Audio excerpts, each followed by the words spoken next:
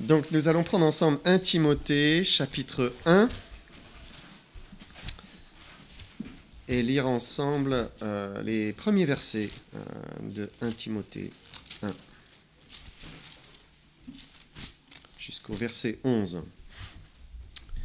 Nous lisons ici « Paul, apôtre de Jésus-Christ, par ordre de Dieu notre Sauveur, et de Jésus-Christ notre espérance, à Timothée, mon enfant légitime en la foi, que la grâce, la miséricorde et la paix te soient données de la part de Dieu le Père et de Jésus-Christ notre Seigneur.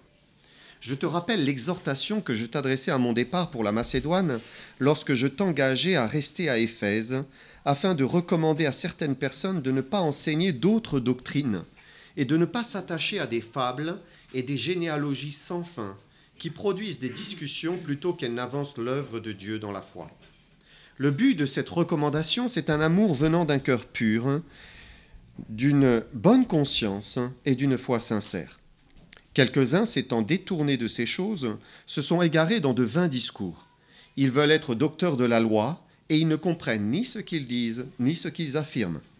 Nous n'ignorons pas que la loi est bonne, pourvu qu'on en fasse un usage légitime.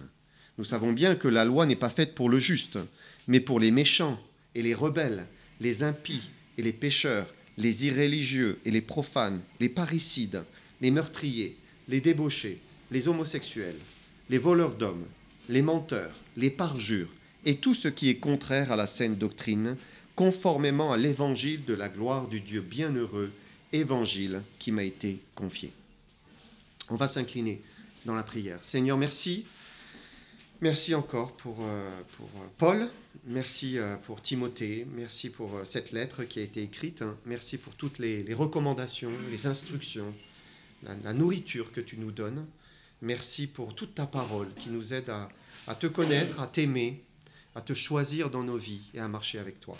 Seigneur, que tu veuilles nous secourir, donner ta grâce, ton esprit, ta liberté, Seigneur, et que tu sois glorifié, Seigneur, et merci pour ta fidélité, au nom de Jésus-Christ. Amen.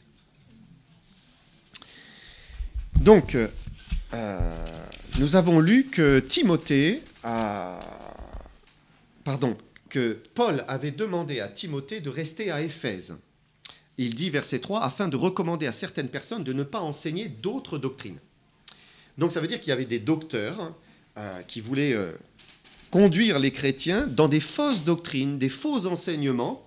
Et Paul mentionne qu'il les poussait même à croire en des fables. Ils inventaient des histoires pour justifier, pour appuyer ce qu'ils croyaient.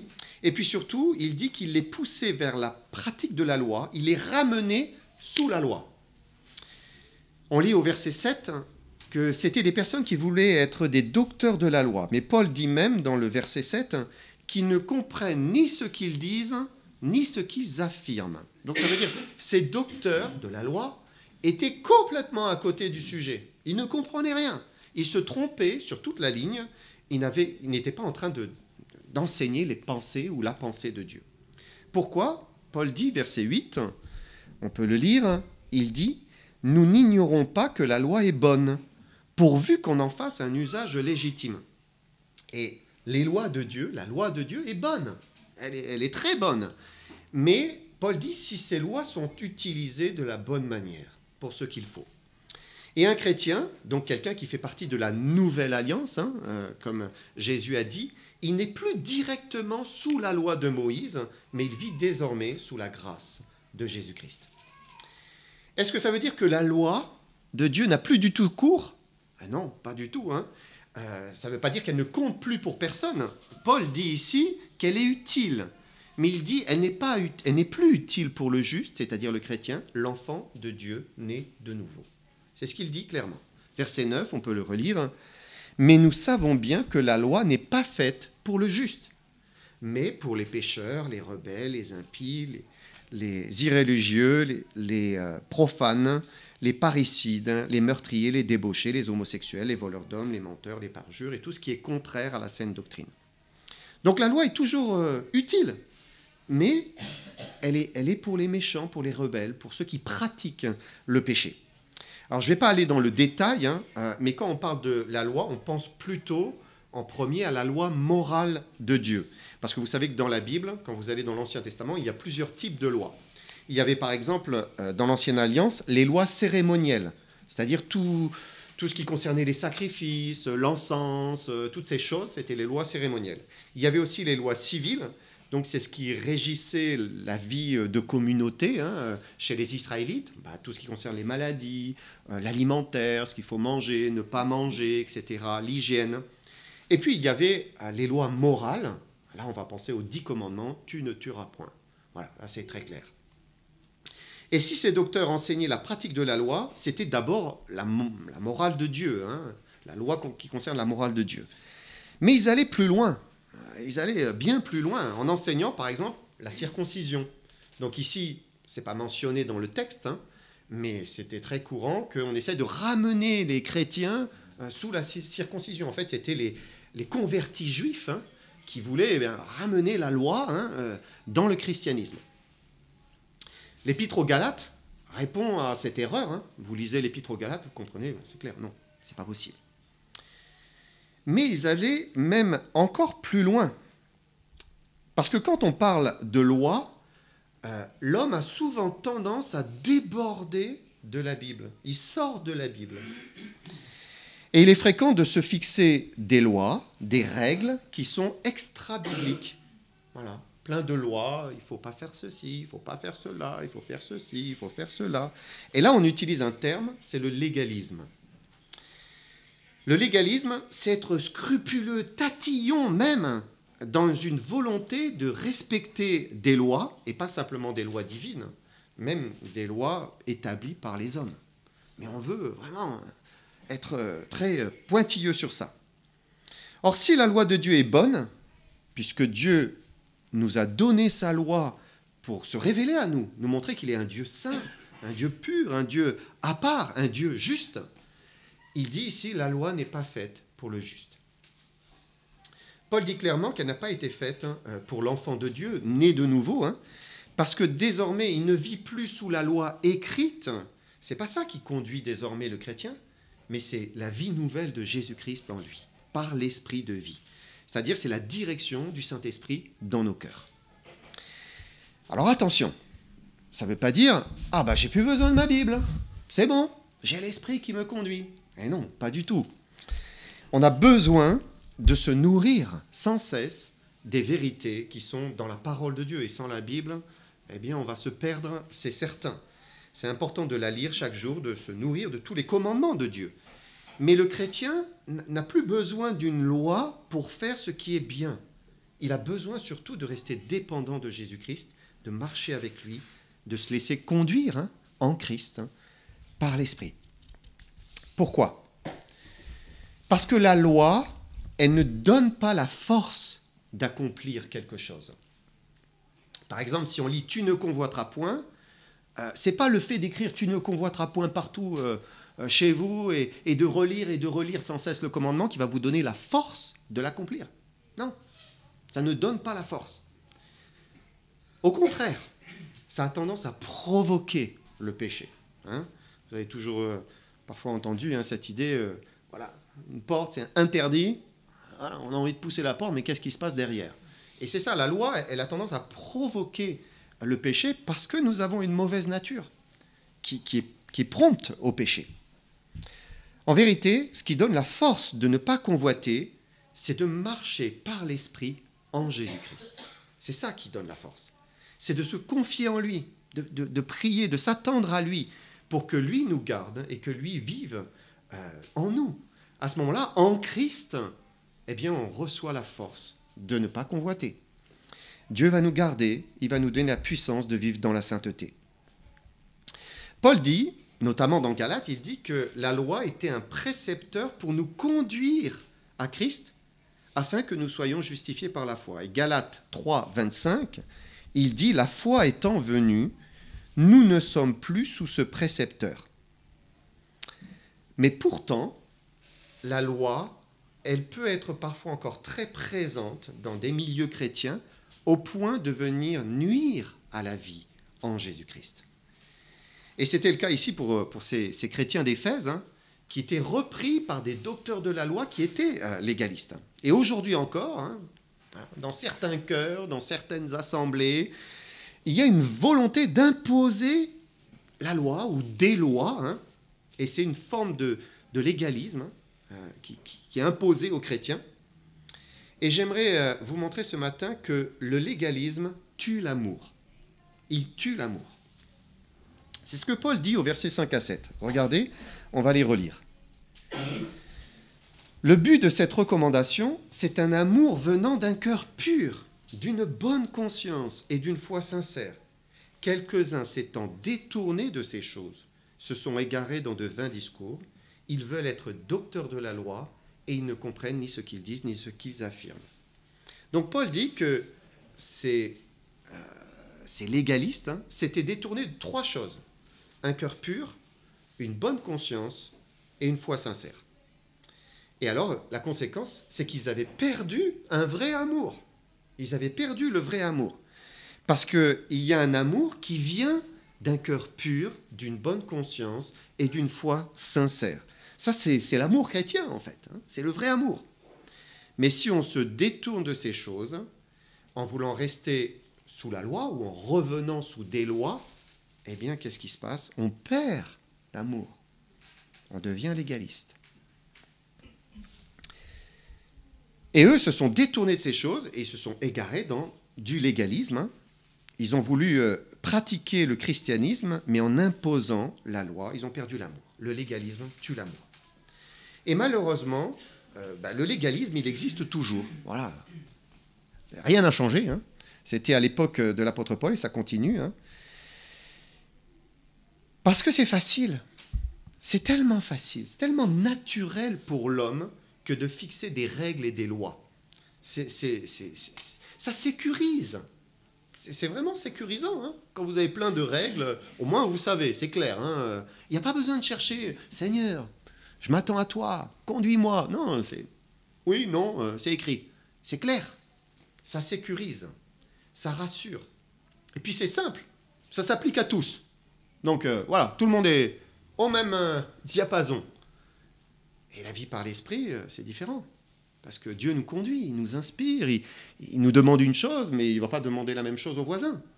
Donc, voilà, hein, il y a des vies qui sont complètement différentes. Mais la loi, elle est aussi un obstacle à la grâce et à l'amour dans le corps de Christ. La loi, elle n'est pas faite pour le juste. Alors, premièrement, on va voir que l'amour vient d'un cœur pur, c'est ce que Paul dit. Et si le cœur n'est pas purifié du péché, hein, l'amour ne peut pas être vrai. On ne peut pas aimer tel que le Seigneur le désire. Et les légalistes de notre passage, eh bien, ne pouvaient pas aimer comme il faut les chrétiens d'Éphèse, ce n'était pas possible, parce que leur cœur n'était plus pur. En voulant imposer des lois aux chrétiens, eh bien, ils tombaient inévitablement dans le péché. Pourquoi? Parce qu'ils devenaient durs. La loi, elle nous rend durs avec les autres. Et ils se servaient de la loi pour reprendre, et voilà, on donne des coups d'épée, pam, pam, pam, il faut pas, et... Tout comme les pharisiens qui épiaient les disciples de Jésus. Si vous vous souvenez, les pharisiens, ils ne voyaient que par la loi de Moïse, hein, et quand les disciples ont traversé un champ de blé, ils ont eu faim, ils ont pris quelques grains, ils ont commencé à manger, ils ont levé les mains au ciel, les hérétiques, ils font ce qui n'est pas permis un jour de sabbat. Et c'est intéressant de voir ce que Jésus a répondu. Matthieu 12, verset 7. « Si vous saviez ce que signifie « je prends plaisir à la miséricorde et non au sacrifice », vous n'auriez pas condamné des innocents, car le Fils de l'homme est maître du sabbat. Le légalisme tue l'amour. Dieu est miséricordieux, mais les pharisiens étaient devenus le contraire. Ils étaient durs, ils étaient tranchants. Et malheureusement, les chrétiens peuvent aussi devenir durs, ils peuvent devenir tranchants. On dérape. Il y a plus de 20 ans, je déménage. Et mon père n'était pas encore au Seigneur, donc pas converti. Et bien sûr, il veut m'aider, pouvoir m'installer, etc. Mais il travaille. Donc, il dit, écoute, on part dimanche matin très tôt, on roule toute la journée, je te déménage, je rentre le lendemain, le lundi, et puis je reprends mon boulot le mardi, voilà, j'ai rien raté, tout va bien. Ok, c'est parti. Donc on fait ce déménagement, je ne sais plus, on part à 3-4 heures du matin.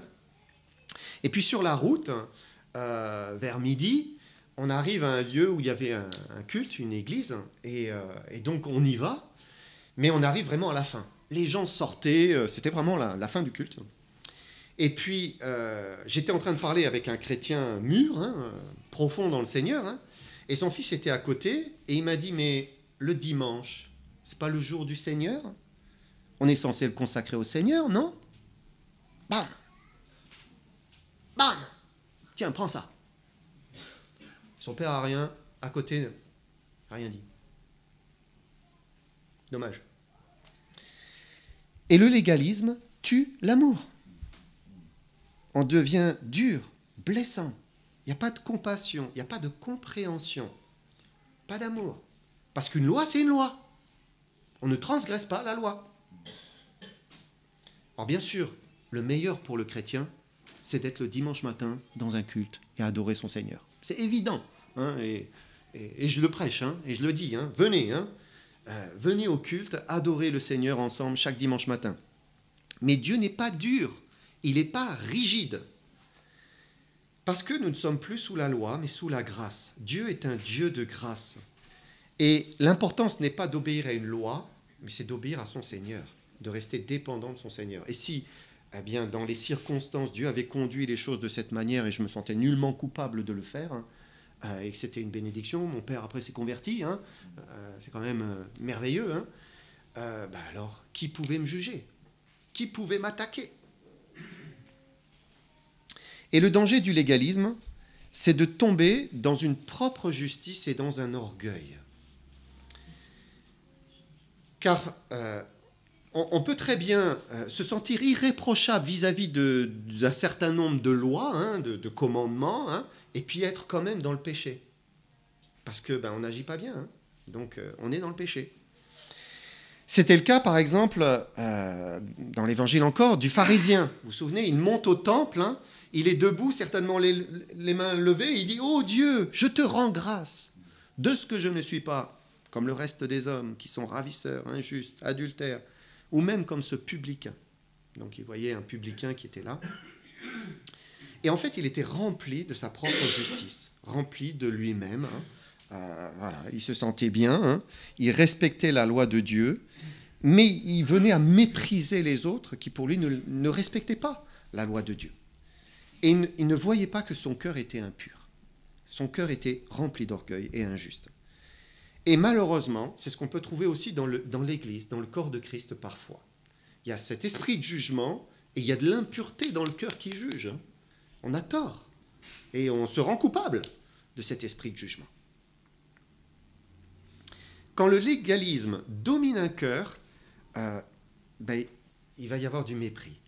Du mépris pour ceux qui ne respectent pas la loi, la règle que nous, on respecte. Nous, au moins, on le fait.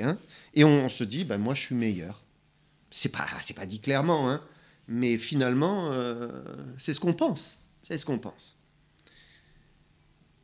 On peut le lire encore dans Romains 14. Donc, Romains 14, dans ce passage, c'est Paul qui aborde un problème qui était celui, à l'époque, d'être végétarien ou ne pas être végétarien. Vous allez comprendre. Romains 14, versets 1 à 5. Nous lisons « Accueillez celui qui est faible dans la foi et ne discutez pas les opinions. Tel croit pouvoir manger de tout, tel autre qui est faible ne mange que des légumes. Que celui qui mange ne méprise point celui qui ne mange pas. Que celui qui ne mange pas ne juge point celui qui mange, car Dieu l'a accueilli. Qui es-tu, toi qui juges un serviteur d'autrui? S'il se tient debout ou s'il tombe, cela regarde son maître. Mais il se tiendra debout, car le Seigneur a le pouvoir de l'affermir. Tel fait une distinction entre les jours, tel autre les estime tous égaux. Que chacun ait en son esprit une pleine conviction. » Donc il y a deux types de personnes. Il y a les végétariens, que Paul appelle les faibles, ici. Donc c'est... Et puis, il y a les autres qui mangeaient de tout. Et Paul sous-entend qu'ils sont les forts. Et Paul dit aux végétariens, je répète, que celui qui ne mange pas ne juge point celui qui mange, car Dieu l'a accueilli. Qui es-tu, toi qui juges un serviteur d'autrui? S'il se tient debout ou s'il tombe, cela regarde son maître. Mais il se tiendra debout, car le Seigneur a le pouvoir de l'affermir. Et quand vous regardez ce passage, vous apercevez que les légalistes, en fait, c'est les végétariens ici. Dans ce contexte-là, c'est les végétariens. Pour eux, manger de la viande, c'était mauvais. Il ne fallait pas en manger. Bon, il y a une raison à cela. Il faut dire qu'à l'époque, on sacrifiait les viandes aux idoles. Sur le marché, avant de tuer la bête, on l'offrait à un dieu, une divinité païenne. Et donc, ces chrétiens se disaient, mais c'est pas possible. On ne peut pas manger une viande qui a été sacrifiée à des démons, à des idoles. Et on comprend, Et donc, ils jugeaient ceux qui en mangeaient, parce qu'il y avait des chrétiens qui en mangeaient. Mais pourquoi ils en mangeaient? Parce que Paul avait dit, mangez de tout ce qui se vend au marché. Vous êtes libres, parce que vous n'avez pas à craindre des faux dieux et des démons. Et donc, certains en mangeaient, d'autres n'en mangeaient pas, et il y avait cet esprit de jugement. Et Paul leur dit, mais vous n'avez pas à juger vos frères. Ne les jugez pas. Admettons qu'ils tombent. En quoi ça vous regarde?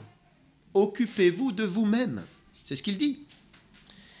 Et le légalisme, il s'occupe des autres au lieu de s'occuper de soi-même. Et il juge les autres. Voilà. Il ne fait pas ça, il fait ci. Et il tue l'amour. Alors le fait d'être végétarien ou pas, peut-être vous l'êtes, que Dieu vous bénisse, mais peut-être ça ne vous touche vraiment pas. Parce que vous aimez un bon steak. Et on ne trouve pas de toute façon de viande sacrifiée aux idoles dans notre supermarché du coin. Mais c'est un principe qui reste vrai pour beaucoup d'autres lois que l'on peut ériger. Par exemple, sur les jours, il est dit, verset 5, « Tel fait une distinction entre les jours, tel autre les estime tous égaux, que chacun ait en son esprit une pleine conviction. » Donc là, il est en train de soulever un autre problème, c'est la distinction entre les jours. Et vous savez, le problème existe toujours. Aujourd'hui encore, on fait une distinction parfois entre les jours. Certains, par exemple, sont prompts à attaquer leurs frères qui célèbrent la naissance de Jésus un 25 décembre. Et le premier argument, c'est « mais c'est une fête païenne, il ne faut pas le faire ». Alors peut-être pas. Parce qu'il y en a qui contestent même le fait que ce soit une fête païenne là, à cette date. Mais en fait, ça n'a pas d'importance. Ça n'a pas d'importance. Quelle différence il y a entre manger une viande sacrifiée aux idoles en rendant grâce à Dieu, avec l'approbation de Dieu, et célébrer et glorifier Dieu pour la naissance de Jésus le jour d'une fête païenne? Ça n'a pas de différence, c'est pareil. C'est pareil. Du moment que c'est pour Dieu, on le célèbre, on l'adore, et voilà, et Dieu est glorifié, il n'y a pas de différence. Mais il y aura toujours des légalistes qui tuent l'amour. Et il y a plein de sujets qui sont des occasions de se juger les uns les autres, alors qu'il n'y a pas lieu de se juger. Est-ce qu'un chrétien peut boire de l'alcool? Certains chrétiens diront non, non. Alors peut-être nous, dans notre culture, c'est un peu différent, mais il y a d'autres cultures où c'est très sévère. Est-ce qu'un chrétien peut manger ou pas certains aliments, boire du café par exemple? Certains sont vraiment absolument contre le café. Est-ce qu'un chrétien peut aller au cinéma? Est-ce qu'un chrétien peut danser? Est-ce qu'il y a des types d'instruments de musique validés par Dieu et d'autres qui ne le sont pas? Oh là, je commence à toucher à des sujets chauds là. Je vais titiller un peu l'esprit du légalisme. Est-ce que vous êtes légaliste? Sommes-nous légalistes? Je suis en train de lire Jérémie. Et hier matin, donc je lis le texte suivant, j'avance. Et j'arrive à Jérémie 31, c'est Dieu lui-même qui parle à Israël, et regardez ce qu'il dit, c'est intéressant, Jérémie 31 et versets 3 à 4. Très beau passage. De loin, l'Éternel se montre à moi. Je t'aime d'un amour éternel. C'est pourquoi je te conserve ma bonté. je te rétablirai encore et tu seras rétablie, Vierge d'Israël. Tu auras encore tes tambourins pour parure et tu sortiras au milieu des danses joyeuses. Donc c'est Dieu lui-même ici qui dit qu'un jour il va rétablir Israël, que celle qu'il appelle la Vierge d'Israël aura encore ses tambourins pour parure et elle sortira au milieu des danses joyeuses. Alors vous imaginez les tambours, là, les tambourins, et puis ces jeunes filles qui dansent. Alors c'est curieux parce que justement, cette semaine, en allant faire du sport, je me suis dit, je vais regarder un culte que j'ai jamais vu, une autre église. Et donc je regarde ce culte un peu spécial, pour une occasion spéciale. Et à la fin, ils avaient permis une chorégraphie de jeunes filles. Donc des jeunes filles de 12-13 ans, 4 jeunes filles de l'église, qui faisaient une chorégraphie sur le dernier chant.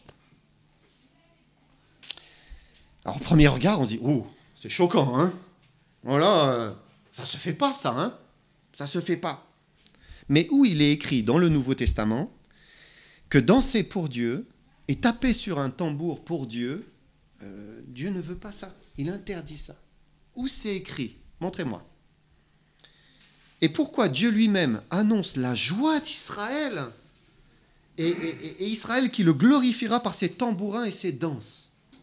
Pourquoi c'est Dieu qui dit ça? Pourquoi ça lui plaît ici? Il se réjouit. Oui, tu vas te réjouir et je vais me réjouir avec toi. Alors mon message, c'est pas ce matin que nous allons tous danser. C'est pas ça. C'est pas ce que je dis et je vous promets, dimanche prochain, on ne dansera pas au culte. Mais ce que je dis, c'est que quelqu'un qui bouge un peu en louant Dieu, il n'est pas anathème. Il n'est pas anathème. Et il ne devrait pas être jugé sévèrement pour une loi qui n'existe pas et voilà, qui n'a pas lieu d'être. Qui es toi? Qui es-tu, toi, qui juge un serviteur d'autrui? S'il se tient debout où il tombe, cela regarde son maître. Alors il est possible de ne pas approuver une chose pour soi-même. Bien sûr, c'est possible, mais sans pour autant juger avec dureté celui qui la pratique. Acceptez. Soyez plein de grâce, plein de miséricorde, plein d'amour. Parce qu'il y a plein de questions dans la Bible où Dieu n'y répond pas directement. Dieu dit rien. L'apôtre Paul parle des opinions. Voilà, on peut avoir une opinion. On a une opinion, on pense c'est bon, on pense c'est pas bien. Ok, c'est ton opinion, garde-la pour toi. Elle est peut-être bonne, oui, peut-être. Mais il ne faut pas avoir un avis comme ça très tranché et sortir son sabre. Non. Et puis il ne faut pas se dire, mais forcément, ce chrétien, il est charnel. Ce n'est pas un chrétien spirituel. Non, peut-être pas. Peut-être pas. Dieu dit que chacun ait en son esprit une pleine conviction. Et c'est ça qui est important. C'est d'être en accord avec ses convictions. C'est ce qu'il dit un petit peu plus loin. Romains 14, si on reprend Romains 14, versets 22 et 23.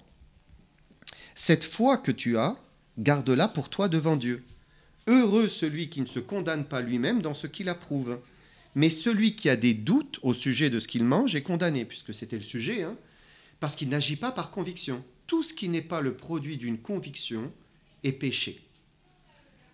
La conviction, c'est ce que nous croyons que Dieu désire pour nous. On a des convictions. Et si on est convaincu d'une chose, on se dit c'est mauvais, ne le faisons surtout pas. Ne transgressons pas notre conviction. Le plus important, c'est de marcher selon ses convictions. Parce que si on transgresse, on pêche. Dans son esprit, on pêche vis-à-vis de Dieu. Et Dieu ne veut pas ça. Alors c'est pour cela, il dit, tout ce qui n'est pas le produit d'une conviction est péché.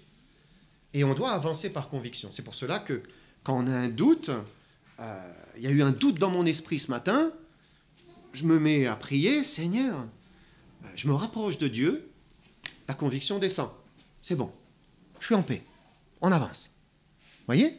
Quand vous avez un doute, venez auprès du Seigneur et dites, Seigneur, je ne veux pas me tromper, je veux marcher selon ta volonté.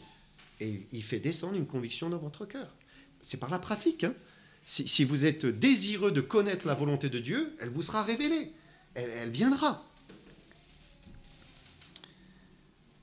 On avance un peu dans notre texte. Alors rassurez-vous, mes points suivants seront plus courts. Hein. Deuxièmement, on peut voir que l'amour n'est possible qu'avec une bonne conscience. 1 Timothée 1, verset 5. Le but de cette recommandation, c'est un amour venant d'un cœur pur et d'une bonne conscience. La bonne conscience, c'est la conscience qui a été redressée par la parole de Dieu et qui est conduite par le Saint-Esprit. C'est une conscience qui se met au diapason de Dieu. Parce que c'est lui qui doit conduire notre vie, par sa parole, par son esprit, qui nous montre ce qui est bien, ce qui est mal. Et plus on veut vivre pour Dieu, plus on veut l'aimer, le mettre en premier, plus il rend notre conscience sensible à ce qu'il attend de nous. Et on marche alors avec une bonne conscience. On essaye de garder cette bonne conscience vis-à-vis de Dieu. Mais on a lu que ces hommes, ils avaient perdu leur bonne conscience en voulant être des docteurs de la loi. Et en voulant pratiquer la loi, ils se sont égarés, enfin même imposé la loi. Parce que la conscience, c'est comme un garde-fou qui nous empêche de nous égarer. Mais la conscience, vous savez aussi que parfois elle peut être déformée, elle peut être faussée, notamment par des lois, par des règles, par des commandements extérieurs. Vous savez, quand on entend cette phrase, il ne faut pas, c'est interdit. Et on vous la répète, c'est interdit, c'est interdit, c'est interdit. Ou bien, c'est obligatoire, il faut. Votre conscience finit par l'intégrer. Ça fait partie de vous. Et pour vous, c'est interdit ou c'est autorisé. On l'intègre comme une vérité. Ça devient une vérité. Mais est-ce que c'est une vérité de Dieu ? Est-ce que c'est dans la parole de Dieu ? Est-ce que c'est ce que Dieu dit ? C'est bon de se poser la question, mais où c'est écrit ? Où ? Qu'est-ce que dit la parole de Dieu à ce sujet ? Qu'est-ce que disent tous les passages ? Est-ce que la Bible le dénonce ? Est-ce qu'il y a un ensemble de versets qui permet d'arriver à cette conclusion ? Et il faut faire attention à ne pas dire à quelqu'un « stop, c'est interdit », alors que Dieu ne l'interdit pas. C'est important. Pour l'illustrer, je vais vous raconter une histoire. C'est un présentateur d'une radio aux USA qui relatait cette histoire. C'est au siècle dernier. C'était un couple de missionnaires qui décide de partir en mission. Et arrivé sur le champ missionnaire, il y a quelque chose qui leur manque. Vous allez rigoler, c'est un pot de beurre de cacahuète. Peanut butter. Ils disent, waouh, comme ça manque ça. Et avec une correspondance avec un ami, ils se font envoyer un pot de beurre de cacahuète.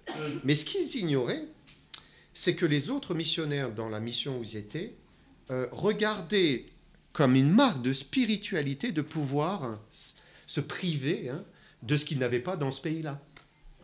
Pour eux, voilà, c'est pour Christ, on fait le sacrifice. Et on est spirituel.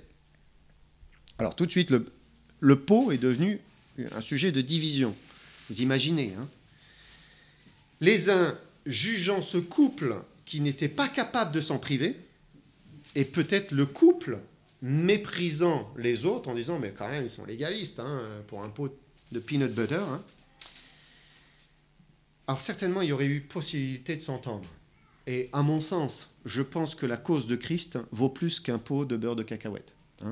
Donc parfois, il faut faire abstraction et se dire, bon allez. Mais ce qui s'est passé, c'est que le couple est parti. Ils ont abandonné. Et malheureusement, pour un aliment, rien qu'un aliment, on peut se juger l'un l'autre.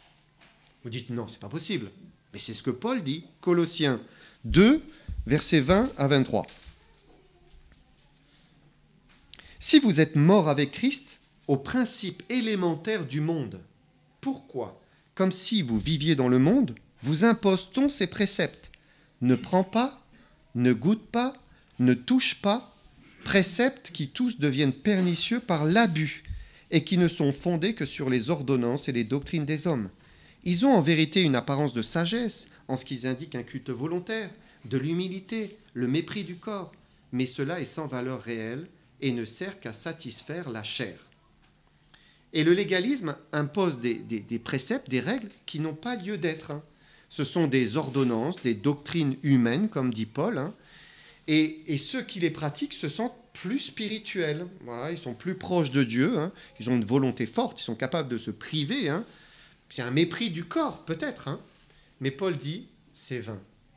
C'est de l'orgueil. Ça sert à satisfaire la chair et à se sentir supérieur. Et ça tue l'amour. Ne touche pas, ne goûte pas, non. Alors est-ce qu'il est possible que notre conscience soit peut-être un peu polluée par des lois qui ne sont pas des lois divines, qui ne sont pas des lois de Dieu, des règles, des doctrines d'hommes?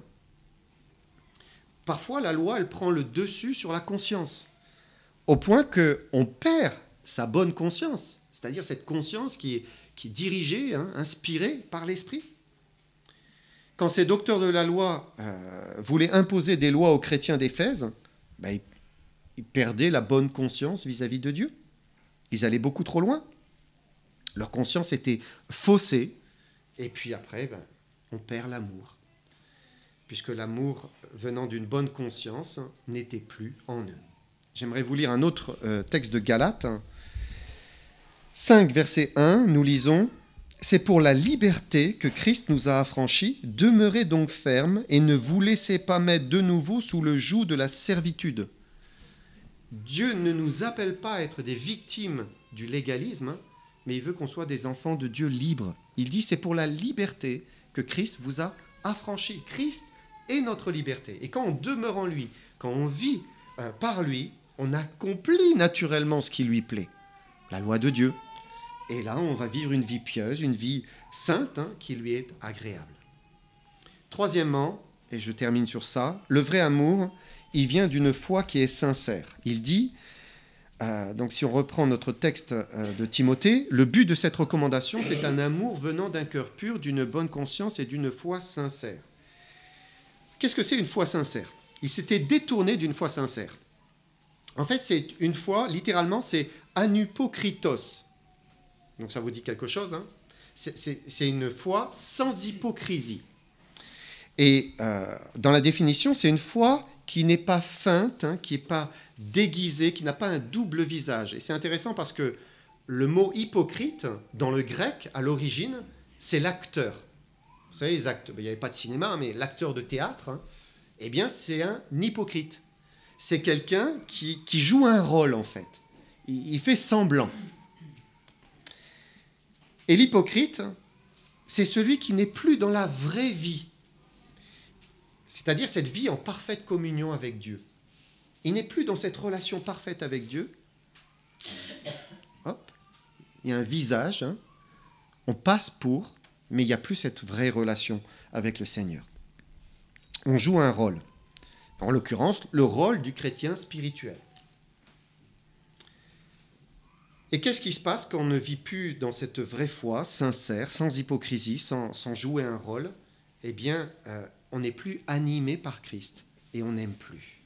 Et là, eh bien, hop, on revient sur cette dureté du légalisme, on perd l'amour parce qu'on a perdu cette foi sincère.